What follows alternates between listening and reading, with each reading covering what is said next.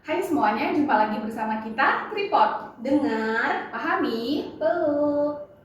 Nah, kali ini kita akan menjawab pertanyaan yang ada di komentar YouTube kita nih Bun. Pertanyaannya, kalau membandingkan anak dengan teman sebaya agar anak termotivasi itu boleh tidak Bunda?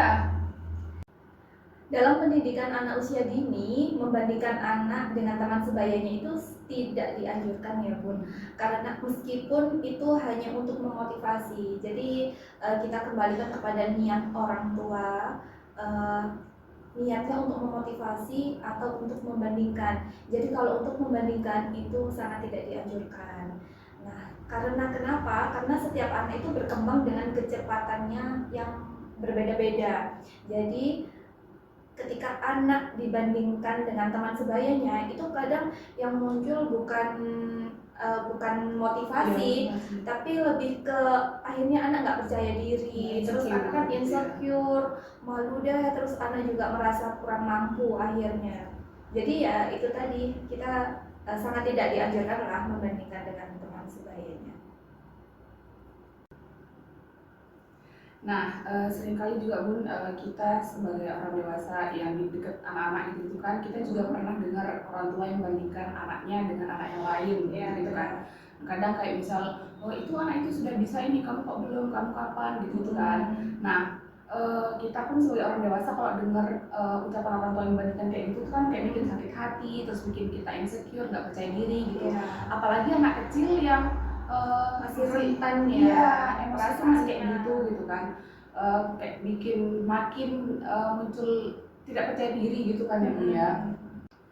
Soalnya kan anak kecil tuh belajar dari apa yang respon dari lingkungan sekitarnya, terus apa yang dia dengar dari orang tua, dari orang dewasa gitu-gitu kan, menanggapi kayak gimana orang dewasa ke tingkah lakunya dia gitu kan, bukan dari apa yang dia pikirin sendiri. Soalnya kan kalau dia pikir sendiri kan masih belum paham gitu kan. Jadi kan misal dia bertingkah seperti apa, terus respon orang dewasanya positif atau negatif, itu kan ngaruh ke anak kecilnya jadi kan, kayak gitu.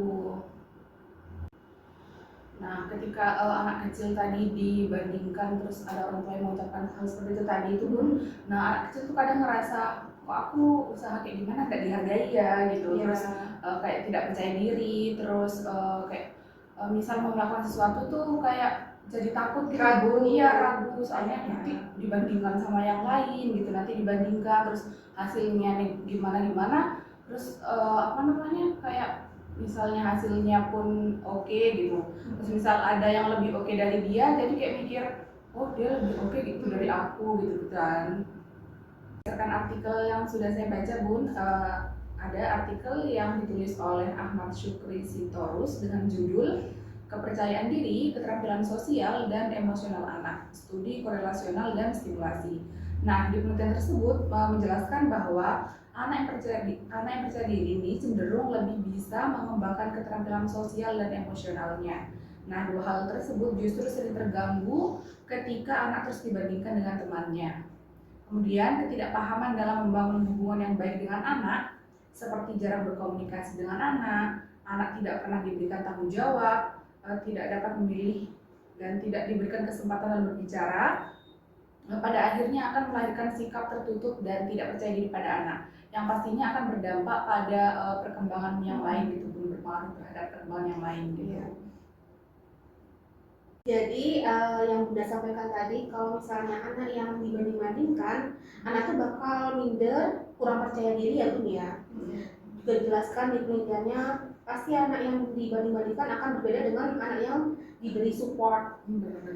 Pasti anak yang dibandingkan itu pasti akan tidak termotivasi, dia lebih pesimis ya. Nah, untuk poin utamanya itu lebih baik kita tuh fokus pada perkembangan anak, fokus pada prosesnya, fokus pada usaha yang dilakukan anak.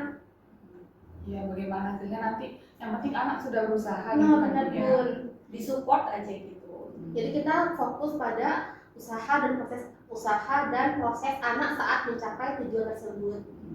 Nah, sebaiknya itu kita tuh bandingkan anak dengan dirinya sendiri. Misalnya waktu dulu kecil kan dia masih belum bisa nulis, sedangkan lambat laun dia udah usaha, udah berproses, udah belajar, jadi dia sudah lumayan mahir untuk menulis. sudah ada perkembangan. Sudah ada perkembangan Bun. Jadi dulu tuh masih belum bisa apa-apa, sekarang kamu udah bisa apa-apa loh gitu. Terus bisa nulis gitu kayak contoh tadi. Beri apresiasi lah. Kalau Iya, ada perkembangan dari anak itu beri apresiasi. Wah, hebat ya. Disemangatin lah. Sudah mau berproses itu, Iya. alhamdulillah gitu kan, anak sudah mau berkembang gitu dari sebelumnya gitu kan. Iya. Itu harus memberi apresiasi tuh pada prosesnya anak, pada usahanya anak, bukan pada hasilnya. Terus kita tuh harus jadi teman sebaya sebagai inspirasi. Oh, temanmu udah bisa nulisnya, udah bisa rapi, yuk Bunda bantu gitu. Oh Jadi iya. sebagai inspirasi. Iya. Ayo Bunda, ayo belajar sama Bunda yuk, biar nulisnya udah bisa rapi lagi kayak temannya gitu. Ya, jadi kita lebih harus membersamai proses anak lah ya. Jangan cuma bisanya Membandingkan. ya membandingkan. Jadi ingat ya Bun ya, setiap perkembangan anak itu punya tempo yang berbeda-beda, karena anak itu pribadinya tuh unik, pasti akan berbeda dengan yang lainnya. Benar. Nah, ada penelitian tentang growth mindset menunjukkan bahwa growth mindset ini berkaitan dengan keterlibatan belajar yang lebih tinggi dan pilihan tantangan yang lebih besar oleh siswa, terutama dalam konteks prestasi dan belajarnya. Nah, anak yang belajar, yang fokus pada proses belajarnya dan usahanya cenderung mengambil tantangan yang lebih besar dan akan terus-menerus untuk berusaha, untuk mencoba gitu. Bukan berhenti di oh ini sulit, aku berhenti gitu. Enggak, dia bahkan kalau udah nemu suatu tantangan yang besar, dia bakal gimana ya caranya, kok aku masih belum bisa gitu. Jadi dia termotivasi. Iya. Nah, growth mindset ini tuh berfungsi sebagai faktor protektif ya Bun ya, yang membantu anak menghadapi tantangan akademiknya dengan lebih adaptif, terutama ketika lingkungan dewasa memberikan rasa aman, penerimaan, penghargaan pada proses belajar anak. Nah, artikel selanjutnya itu tentang intelligence di Chinese ya Bun ya. Di situ tuh temuannya itu pola asuh mendukung pujian usaha dan dukungan otonomi pada anak berkaitan dengan growth mindset yang lebih kuat dan prestasi akademik yang lebih baik. Nah, pada artikel ini tuh menegaskan bahwa cara orang tua memuji dan menjamin ruang bagi anak untuk mencoba sendiri sangat penting untuk perkembangan motivasi intrinsik anak. Nah, jadi dalam dua artikel tadi sudah dijelaskan Bun ya, kalau misalnya kita tuh sebaiknya mendukung anak setiap prosesnya, memberi apresiasi, itu akan menjadikan anak untuk termotivasi, untuk menjadikan anak lebih optimis menghadapi tantangan yang lebih besar. Jadi ini Bunda, kesimpulan dari semua yang kita sampaikan tadi adalah dalam pendidikan anak usia dini itu bukan tentang siapa yang paling cepat bisa, tapi tentang anak harus merasa aman, nyaman, dan tentunya merasa bahagia belajar di pendidikan anak usia dini. Nah, cukup sekian penjelasan dari kami. Jika ada yang ingin bertanya atau ingin berbagi cerita tentang pendidikan anak usia dini yang masih seputar pendidikan anak usia dini, bisa sebagai mahasiswa, orang tua, kepala sekolah, guru, bisa teman-teman kirimkan ke komentar YouTube atau melalui sosial media kita, IG, TikTok, atau bisa juga ke email kita. Benar.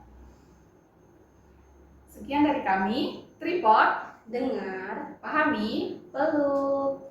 sampai jumpa di episode selanjutnya.